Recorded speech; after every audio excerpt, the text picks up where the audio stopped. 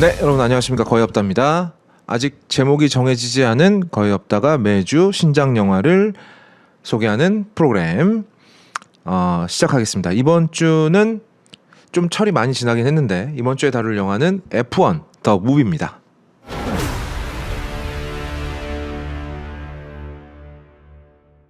F1 더 무비를 갖고 온 이유는 뭐 다 아시다시피 지금 극장에 개봉작이 없어요. 좀 비수기이기도 하고 지금 한국 영화 제작이 씨가 마르는 바람에 극장에서 새로 개봉한 영화들 중에 뭔가 다룰 만한 영화가 딱히 없고, 그래서 OTT를 좀 다뤄볼까 했는데 OTT에서 공개되거나 뭐 이런 작품들 중에서 딱히 특기할 만한 영화가 없어서 오늘은 F1 더 무비 이야기를 조금 해볼까 합니다. 오늘은 정말 짧게 조금만 얘기할 겁니다. 근데 이 약속이 지켜진 적이 없죠, 원래. 자, 지금 극장에서 장기 흥행을 하고 있는 영화가 두 편이죠. 하나는 좀비딸이고 다른 하나가 F1 더 무비입니다. 근데 좀비딸의 흥행 요인은 제가 대충 저번 컨텐츠에서 이야기를 했었고, 저는 이런 흥행 요인으로 장기 흥행 영화가 나오는 게 그렇게 바람직하다고 생각하진 않아요. 근데 또 좀 반대되는 감정도 드는 것이, 뭐 이렇게라도 해서 한국 영화 중에서도 오래오래 흥행하는, 그리고 뭐 300만, 400만이 넘는 흥행을 하는 영화가 나오는 것도 나쁘지는 않다.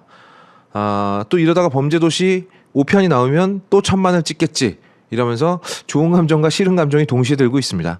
하지만 언제나 저의 바람과는 상관없이 영화판은 돌아가니까요. 좀비딸에 대해서는 딱히 더 이야기하지는 않겠습니다. 그런데 좀 별개로 조정석 씨는 벌써 지금 3연타석 홈런을 치고 있거든요. 그러니까 작은 규모의 코미디 영화를 찍어서 크게 흥행시키는 배우가 되고 있습니다. 이게 이제 앞으로 조정석 씨의 배우 커리어에는 어떤 영향을 미칠지 이걸 지켜보는 것도 흥미로울 것 같아요. 그리고 오늘 얘기할 영화는 바로 F1 더 무비입니다. 이거는 뭐 어느 정도는 흥행이 보증된 영화였는데 제가 생각한 것보다 훨씬 더 길게 흥행을 하고 있어요. 탑건 매버릭보다도 더 흥행했고요. 배우 브래드 피트가 주연한 영화 중에 한국에서 최고 흥행자 기록을 갈아치웠습니다. 325만 명. 근데 이거는 제가 지금 말하고 있는 수요일 기준이니까 아마 여러분들이 이 컨텐츠를 보게 되는 주말에는 아마 더 들었을 겁니다. 제 컨텐츠에서는 F1 더 무비를 따로 다룬 적은 없으니까 한번 가볍게 이야기해 보도록 하겠습니다. 가볍게 다룬다는 이야기는 제가 워낙에 이 F1 레이싱의 배경 지식이 없어요. 그리고 이 영화는 F1 레이싱 팬들은 그다지 좋아할 작품은 아닙니다. 왜냐하면 이 영화 속에 브래드 피트가 고의적으로 다른 선수들이 피트인하게 만드는 장면들이 있어요. 이건 사실 대놓고 반칙이거든요. 그런데 영화 속에서는 이게 무슨 굉장히 훌륭한 전략인 것 마냥 포장이 돼서 나온단 말이에요. 그래서 오리지널 F1 팬들 같은 경우에는 야, 이게 지금 말이 되나? 이걸 반칙을 이렇게 멋지게 그리면 어떡해? 라는 이야기들도 많이 나오고 있습니다. 하지만 저는 개인적인 생각이라 함은 일단은 이 영화는 대중적인 흥행을 위해서 만든 영화고, 그리고 50대 레이서가 갑자기 F1 경주에 합류해서 팀을 우승으로 이끈다는 이야기 자체가 처음부터 현실성은 완전히 밥 말아먹은 영화이기 때문에 따져가면서 보는 것에 대해서는 포기를 해야 되는 것이 맞다. 그에 반해서 윤리적인 측면에서 이걸 이렇게 멋지게 포장하는 것 또한 문제가 있다. 라는 점에는 모두 동의를 합니다. 다만 영화를 보는 우리들은 그게 뭐가 문제인지 잘 모르죠. 그리고 영화가 끝나고 나서도 거의 기억을 못할 겁니다. 그런 부분에 있어서는 좀비딸의 윤리적인 문제보다는 조금은 좀 어떤 재고의 여지가 있지 않나 싶어요. 하지만 여전히 잘못된 부분은 존재하고 있다는 거 여러분들이 아셨으면 좋겠고요. 사실 이 영화에서 제일 중요한 건 그런 윤리적인 측면이 아니라 사실은 스펙터클이에요.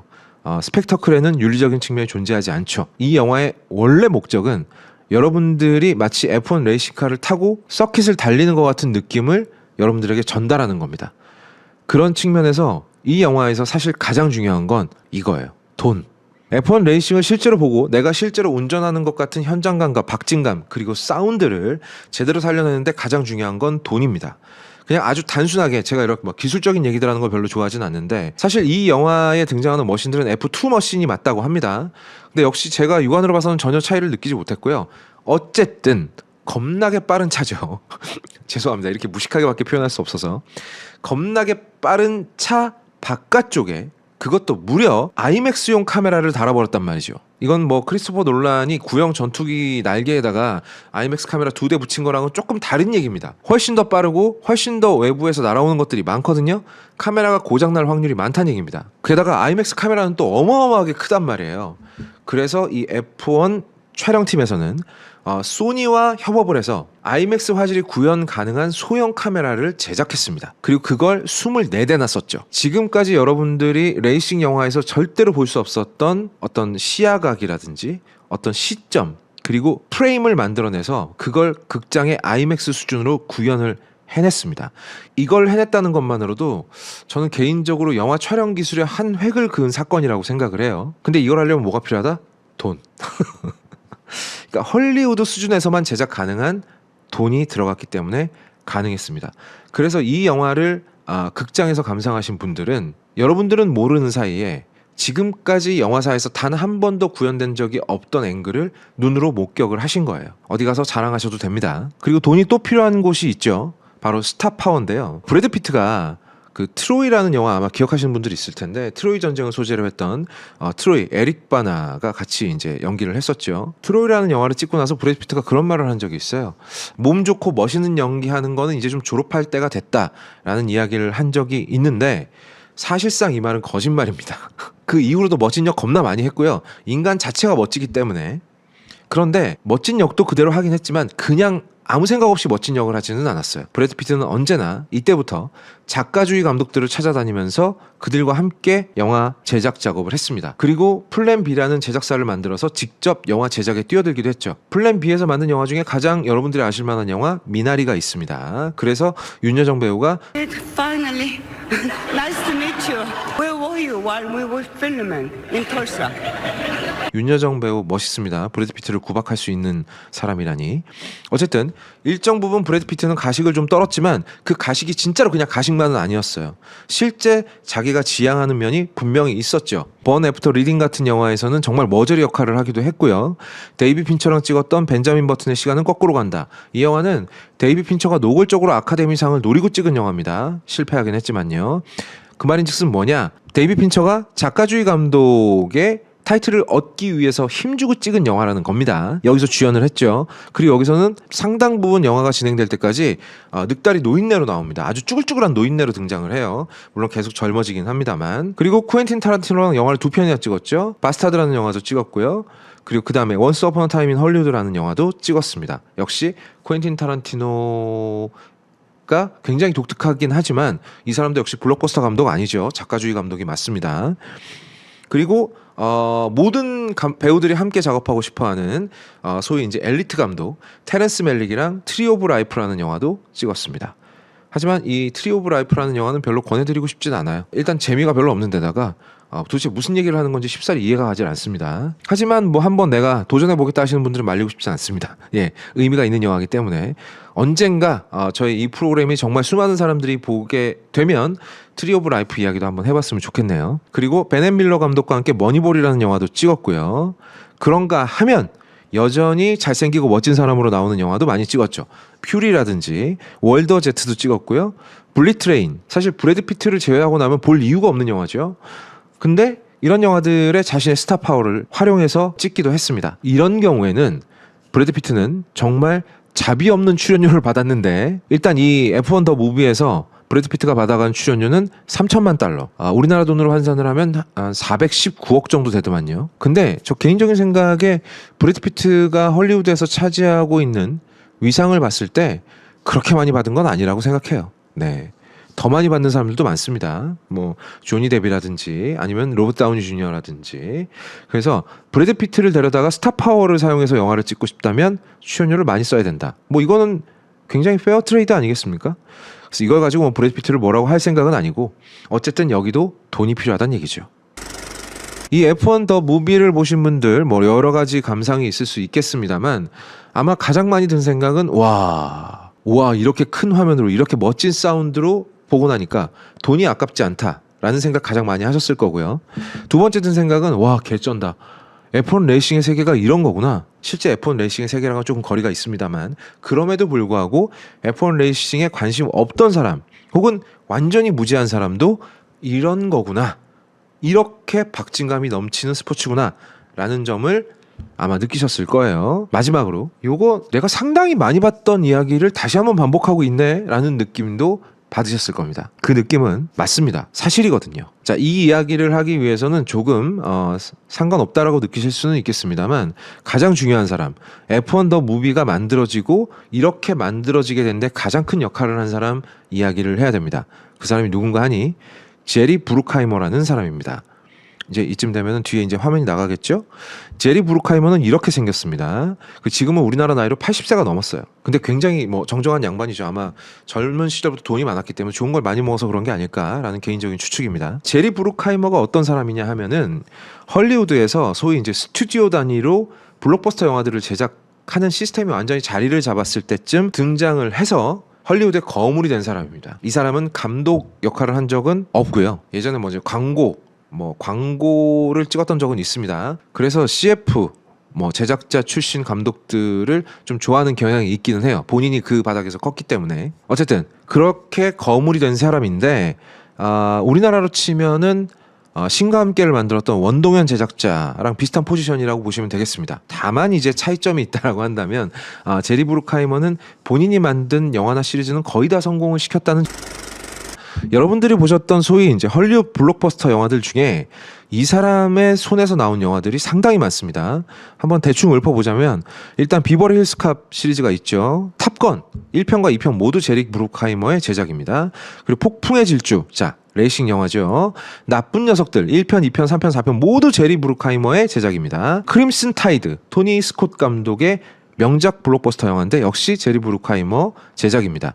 더 록 마이클 베이의 첫 번째 출세작이죠. 이 영화 역시 제리 브루크하이머의 제작이고요. 그 이후에 마이클 베이와 다시 한번 협업한 영화 코네어 그리고 아마겟돈 여기까지 전부 제리 브루크하이머의 제작이고요. 에너미 오브 스테이트, 블랙호크 다운, 내셔널 트레저 시리즈 그리고 캐리비안의 해적 시리즈 역시 제리 브루크하이머의 제작입니다. 나쁜 녀석들하고 비버리 힐스 캅 그리고 캐리비안의 해적은 아예 시리즈로 몇 편씩 해먹었죠. 개성이 느껴지십니까? 저는 사실 이 모든 영화들이 제리 브루크하이머 식으로 만들어진 영화들이고 제리 브루크하이머의 공식에 따라서 만들어진 영화들이라고 생각해요. 감독은 다르지만 왜냐하면 제리 브루크하이머라는 제작자는 자신만의 명확한 성공의 기준이 있습니다. 그리고 감독들에게 그걸 아주 폭력적으로 강요했죠. 이 부분에 대해서는 이견의 여지가 없습니다. 각본 단계에서부터 끼어들어서 여러 가지 수정을 하고 간섭을 하고 감독을 쪼이고 이런 걸로 아주 유명한 제작자고요. 어쨌든 그렇게 해서 기대 이상의 수익을 만들어내고 제작자들에게 그리고 투자자들에게 그 수익을 돌려주는 제작자로 명성이 자자했기 때문에 돈을 끌어오는 것도 사람을 부리는 것도 원래 여기 이제 돈 심슨이라는 또 한 명의 제작자가 있기는 한데요. 돈 심슨이라는 사람은 이제 호인입니다. 그래서 이제 주변 사람들로부터 돈을 끌어오는 역할을 하면 제리 브루크하이머는 이제 감독을 막 조져가지고 흥행에 성공할 수밖에 없는 영화들을 만들어내는 역할을 했던 거죠. 이 두 사람의 페어가 좋았는데 아마 이 두 사람이 마지막으로 협업했던 영화가 아마 더 록일 거예요.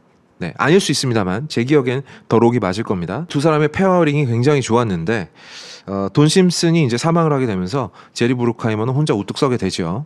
이 제리 브루크하이머의 성공 공식은 아주 간단합니다. 원래 대부분의 비법이라고 하는 것들은 이제 뜯어보게 되면 굉장히 단순한 경우가 많은데 제리 브루크하이머는 이 공식을 철저하게 지켰어요. 그리고 감독들이 이 공식 밖으로 튀어나가려고 하면 머리끄댕이를 잡아서 무슨 웃기는 소리를 하고 자빠졌어. 너 내가 시킨 대로 만들어. 그럼 성공하니까 라고 말하는 사람이었습니다. 자, 일단 제리 브루크하이머의 흥행 공식이 무엇이냐. 일단 굉장히 까리하고 멋진 두 명의 남자 주인공이 등장을 합니다. 간단하게 예시를 들죠. 더 록이라는 영화를 한번 보면 제가 개인적으로 좋아하는 작품이기도 하고요. 두 명의 주인공이 등장을 하죠. 니콜라스 케이지와 숀 코네리가 등장을 하게 됩니다. 이 두 남자의 대결 구도가 중심이 되는 경우도 있고 그렇지 않기도 하지만 일단 이 대결 구도는 기본적으로 있어야 합니다. 대결 구도 혹은 협력 구도 혹은 이 두 가지를 왔다 갔다 하거나 더 록 같은 경우에도 그렇죠. 니콜라스 케이지와 숀 코네리가 서로 대립했다가 협력했다가 대립했다가 협력했다가 이걸 반복합니다. 나쁜 녀석들 맞죠? 윌 스미스와 마틴 로렌스가 원래는 친구 사이인데 대립했다가 협력했다가 대립했다가 협력했다가 그러면서 외부의 적과 싸운다는 이야기죠. 크림슨 타이드 역시 마찬가지입니다. 덴젤 워싱턴과 진 해크만 이 두 사람이 처음에는 협력하는 듯 했다가 격렬하게 대립했다가 엎치락 뒤치락 하다가 결국 또 힘을 합치는 이야기죠. 최근에 개봉한 영화 중에 그런 영화 있었죠, 여러분. 탑건 매버릭. 여기서도 마찬가지로 신 9세대의 대결이 벌어지게 됩니다. 매버릭으로 등장한 탐 크루즈 그리고 루스터로 등장한 마일스 텔러, 이 두 사람의 신 9세대가 둘 다 남자입니다. 둘 다 이성애자 남자죠. 이 부분도 상당히 중요합니다. 둘 다 이성애자 남자 신 9세대가 각각 서로 등장을 해서 자신만의 이야기와 백스토리를 갖고 있는 이 두 남자가 등장을 해서 대립했다가 협력했다가 대립했다가 협력했다가 결국은 같이 싸워서 거대한 승리를 쟁취해낸다라는 이야기 구조를 가지고 있습니다. 그리고 이건 뭐 다 그렇지는 않은데 대부분의 경우에는 9세대가 조금 더 멋지게 등장을 하게 돼요. 아닌 경우도 있습니다. 크림슨 타이드는 누가 봐도 덴젤 워싱턴이 더 멋있었죠. 하지만 더 록의 쇼온 코네리 같은 경우에는 9세대가 조금 더 멋진 롤을 갖고 있었습니다. 그러니까 결국은 신 9세대가 등장을 하거나 아니면 두 명의 남자 주인공이 등장을 하는데 한쪽은 약간 남성적인 매력에 몰빵을 하는 경우가 많아요. 나쁜 녀석들의 윌 스미스 같은 경우도 그렇고, 그리고 다른 한쪽은 약간의 개그롤을 수행하는 경우가 많이 있습니다. 다 그렇진 않지만. 그래서 이 두 남자, 이성애자 두 남자가 등장을 해서 서로 대립하다가 협력해서 거대한 적과 맞서 싸워 승리한다는 이야기. 이 이야기는요, 제리 브루크하이머가 만드는 모든 영화들에 공통적으로 적용이 됩니다. 그리고 중간에는 아주 높은 확률로 미녀가 한 명 끼어 있습니다. 미녀를 놓고 서로 대결을 하는 경우도 있고 안 그런 경우도 있는데 대부분 큰 의미는 없어요. 왜냐하면 미녀 같은 경우에는 이 두 명의 남자 주인공이 애증의 관계로 엮여 있기는 하지만 게이가 아니다라는 걸 증명하기 위해서 등장하는 경우가 거의 대부분이기 때문에 여기서도 두 명의 등장인물이 등장을 하죠. 일단 배드에스 롤을 수행하고 있는 브래드 피트가 연기한 소니 헤이스, 그리고 싹퉁머리 없는 다음 세대를 연기하고 있는 조슈아 피어스가 연기한 댐슨 이드리스. 이 두 명의 굉장히 까리하고 멋진 등장인물들이 처음에는 서로 격렬하게 대립하다가 힘을 합쳐서 함께 우승한다는 이야기입니다. 역시 탑건 매버릭에서 봤던 등장인물 갈등 구조, 서사 구조까지 그대로 복사 붙여넣기 한 수준입니다. 그리고 또 하나 제리 브루크하이머의 특징이 있는데요. 일반인은 접하기 힘든 세계를 배경으로 하는 경우가 굉장히 많아요. 크림슨 타이드 어떻죠? 일반인은 잠수함에 들어갈 일이 별로 없죠. 잠수병으로 근무하기 전에는요. 잠수함을 배경으로 하고 있습니다. 또 록 같은 경우에는 어때요? 지금은 관광지가 되었지만 역시 일반인에게는 굉장히 생소한 장소인 알카트라즈 감옥을 배경으로 하고 있습니다. 탑건 전투기 조종사의 이야기죠. 역시 일반인은 가볼 일이 없어요. 여기 F1 더 무비, 여기 역시 포뮬러 1 자동차 레이싱의 세계입니다. 역시 일반인들은 관심은 있어도 그 안까지 들어가 볼 일은 별로 없는 세계죠. 호기심이 생기지만 직접 가볼 일은 극히 적은 세계를 배경으로 합니다. 이 과정에서 저는 영화의 가장 기본적인 기능 중에 하나가 영화를 봄으로써 관람하는 사람이 여행을 떠나게 만드는 기능이라고 생각을 하는데, 이 제리 브루크하이머는 이 사실을 아주 명확하게 잘 알고 있어요. 일단 관객들의 호기심을 유발시킬 뭔가를 가져다가 거기에 굉장히 전통적인 서사 구조를 때려 박는 겁니다. 모두가 좋아할 수밖에 없는, 특히나 미국 사람이라면 다 좋아할 만한 등장인물. 미국 사람들이 뭐 좋아한다 그랬죠? 배드에스. 네. 뭔가 전통적인 가치관을 고수하는 듯 하면서도 야생마적인 기질도 있고 약간 남성 호르몬도 뿜뿜하지만 그러면서도 또 속내는 그렇게 나쁜 사람이 아닌 배드에스, 이런 등장인물들을 등장시켜서 전통적인 서사 구조 속에 때려박습니다. 그리고 마지막엔 모두가 승리하는 결말을 만들어요. 시작은 어떻죠? 시작은 막 웅장한 존 윌리엄스 스타일의 웅장한 영화 음악과 함께 시작을 하죠. 그러면서 영화 내내 스펙타클을 때려박습니다. 자, 이렇게 영화를 만들면 영화는 절대 실패하지 않아 라는 게 바로 제리 브루크하이머의 지론인 것 같습니다. 물론 저는 그 사람을 만나서 실제로 소주 한 잔 마셔본 적도 없고 같이 식사를 한 적도 없기 때문에 그게 진짜 이 사람의 지론인지는 알 수 없습니다. 다만 이 사람이 만든 영화들을 보면 그렇게 보인다는 것이죠. 정작 F1 더 무비를 가져다가 F1 더 무비의 이야기는 별로 하지 못했는데, 여러분들이 느끼신 느낌과 제가 느낀 느낌도 일치해요. 이건 내가 지금까지 봐왔던 수많은 헐리우드 블록버스터 영화들의 또 다른 재탕일 뿐이구나 라는 점이죠. 그리고 거기에 관객들로선 참으로 거부하기 힘든 양념을 두 가지를 치는데, 첫 번째는 브래드 피트, 그리고 두 번째는 F1 레이싱이라는 생소한 세계로의 여행, 그리고 마지막 시크릿 양념이 하나 더 있는데요. 이건 바로 뭔고 하니 탑건 매버릭부터 이 사람이 약간 새로운 양념을 개발했어요. 이게 뭐냐 그러면 바로 추억팔이입니다. 탑건 매버릭을 봤을 때 여러분들은 어떤 감정을 느끼셨는지 아마 세대별로 다르실 건데, 저 같은 경우에는 어렸을 때 탑건 매버릭을 봤고 그 영화에서 톰 크루즈는요, 잘생기고 싸가지 없는 그러나 매력적인 젊은 남자였어요. 그리고 톰 크루즈는 우리와 함께 수많은 영화를 거쳐가면서 점점 더 새로운 세대에서 기성세대로 자리를 옮겨갔습니다. F1 더 무비에 나왔던 브래드 피트도 마찬가지죠. 뭐 가장 많이 기억하고 있는 브래드 피트의 영화라고 한다면 델마 루이스 혹은 가을의 전설이 있을 거예요. 혹은 뭐 흐르는 강물처럼 생각하시는 분들도 계실 텐데 거기서 뭐로 나왔죠? 배드에스이면서 조금 더 톰 크루즈보다는 조금 더 삐딱하지만 여전히 더 배드에스스러운 매력을 갖고 있는 하지만 굉장히 매력적인 야생마 같은 남자였어요.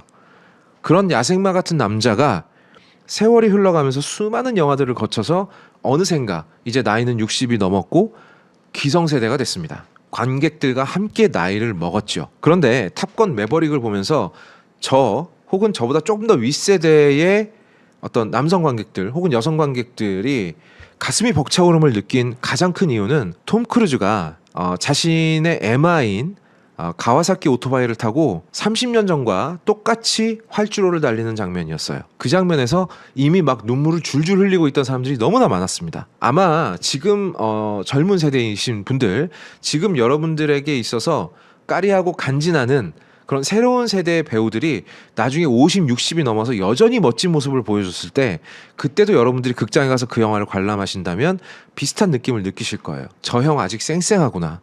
저 형이 저렇게 쌩쌩한 걸 보니 그래 우리 세대도 아직 끝나지 않았어. 우리의 추억은 여전히 현재 진행형이야 라는 감정을 느끼면서 막 가슴이 복받쳐 오르게 돼요. 그런데 이번 F1 더 무비에서 브래드 피트가 특별히 더 신경 쓴 것 같은 청바지를 입고 옆에 더플백을 이만한 걸 끼고 들어올 때 우리 브래드 피트와 함께 나이 먹어갔던 수많은 남성 관객들은 여기서 뭔가 형연할 수 없는 감정을 느끼게 됩니다. 물론 너희들은 브래드 피트가 아니야 알고 있어요. 우리는 브래드 피트가 아니죠. 하지만 브래드 피트와 함께 시간을 보내며 늙어왔던 동시대 남자들 혹은 동시대 관객들은 여기서 브래드 피트가 여전히 짱짱하고 여전히 멋있고 여전히 까리함을 유지하고 있다는 사실을 보면서 단순한 추억팔이를 넘어서는 감정을 느끼게 되거든요. 제리 브루카이머는 한때 헐리우드의 마이더스의 손이라고 불렸지만 코로나 시절을 지나면서 점점 이제 극장용 영화 시절이 기울어가면서 이 사람 역시 함께 기울었단 말이죠. 각종 OTT가 범람하던 시대가 되니까 관객들이 이제 확실한 눈요깃거리가 있지 않으면 극장용 영화를 찾지 않는 시대가 되니까 아이러니하게도 제리 브루카이머 스타일이 다시 부활했습니다. 헐리우드의 황금기를 함께했던 배우들이 함께 부활하게 되죠. 극장용 영화로서. 그리고 F1 더 무비는 그게 분명히 이 시대의 극장용 영화로서 흥행력이 존재한다는 사실을 두 번째로 확인시켜준 영화입니다. 자, 흥행력이 확인이 되면 다음엔 어떻게 되겠죠? 2편 제작이 들어가겠죠. 그래서 탑건 매버릭 역시 후속편이 준비 중에 있고요. F1 더 무비 역시 후속편 제작이 거의 확정 단계에 이르렀습니다. 저물었던 헐리우드의 실력자들이 수많은 관객들이 OTT로 시선을 돌리는 어떤 극장의 쇠퇴기에 다시 한번 개같이 부활하고 있는 거죠. 그리고 F1 더 무비는 그 부활의 두 번째 신호탄입니다. 앞으로 이 흐름이 지속될지 아닐지는 알 수 없어요. 하지만 제 개인적인 예상을 해보라고 한다면 현 시대의 관객들은 내가 극장을 찾게 만들기 위해서 영화가 확실한 비장의 무기를 한 개 가지고 있어야 합니다. 그리고 그 비장의 무기는 극장 환경에서 감상할수록 더 돈값을 해야 돼요. 그런 면에서 제리 브루카이머가 공식을 세워놨던 영화들이야말로 관객들에게 어떤 서사의 어려움이나 스트레스는 전혀 주지 않고 오로지 극장 관람에 용이한 특히나 특별한 체험에 특화된 영화들의 극장 관람이라는 돈을 쓰게 될 겁니다. 그래서 저는 이렇게 이미 자기 시절 황금기를 지낸 제작자들이 다시 똑같은 방식으로 현 시대에 성공하는 게 그렇게 바람직하다라고는 생각하지 않아요. 그 바람직하지 않은 방식의 성공이 지금 분명히 일어나고 있고 제가 예상하기로는 이 흐름은 꽤나 유지가 될 것 같습니다. F1 더 무비의 성공은 바로 이 점을 이야기하고 있다라고 저는 생각합니다. 여러분들 생각은 어떤지 댓글로 달아주시기 바라고요. F1 더 무비에 대한 평점은 따로 매기진 않겠습니다. 평점이 무의미한 영화이기 때문에요. 오늘은 여기서 마무리하도록 하겠습니다. 저희 걸작서는 여러분들에게 추천과 구독을 강요하지 않습니다. Thing I don't know about, but I do. You're a fat fucking piece of shit. You know that, Ed? We do this shit for a living. Go. 강요하지 않습니다. 구걸합니다. 제발 도와주세요. 제발 눌러주세요. 뭘? 이걸. 그리고 이걸. Shoe dog.